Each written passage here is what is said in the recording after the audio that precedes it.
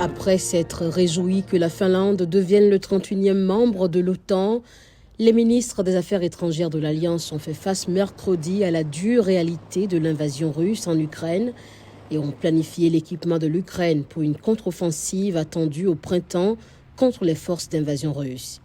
La Finlande a pris place à la table des négociations en tant que membre de la famille de l'OTAN.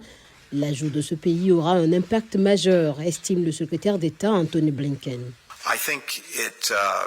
La Finlande renforce également l'alliance dans son ensemble et c'est important en soi. Je pense que cela peut avoir d'autres avantages dans la mesure où, si la Russie envisage d'étendre ou d'élargir son agression, la force de dissuasion de l'OTAN à cet égard est devenue encore plus forte.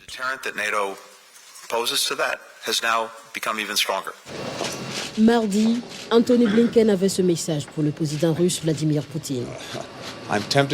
Je suis tenté de dire que c'est peut-être la seule chose pour laquelle nous pouvons remercier M. Poutine, parce qu'il a une fois de plus précipité quelque chose qu'il prétend vouloir empêcher.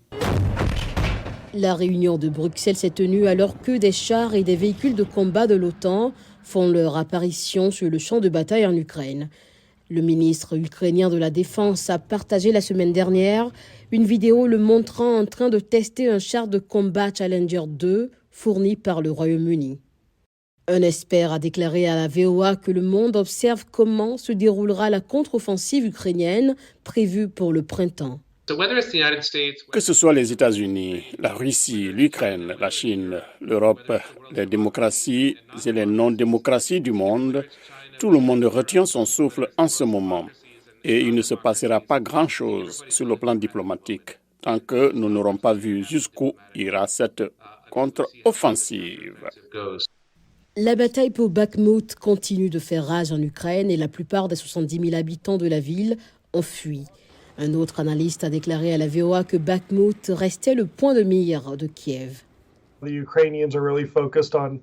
Les Ukrainiens se concentrent vraiment sur la stabilisation de la situation autour de Bakhmout, tout en immobilisant autant de forces russes que possible, tout en augmentant l'entraînement et les équipements des Abrams, des Challengers, des Strykers, des Bradleys et des Léopards. Ainsi, lorsque les conditions seront réunies, lorsque le champ de bataille aura été préparé, comme ils aiment à le dire, et que la boue commencera à sécher, je pense que nous verrons les Ukrainiens faire le grand pas sur le champ de bataille.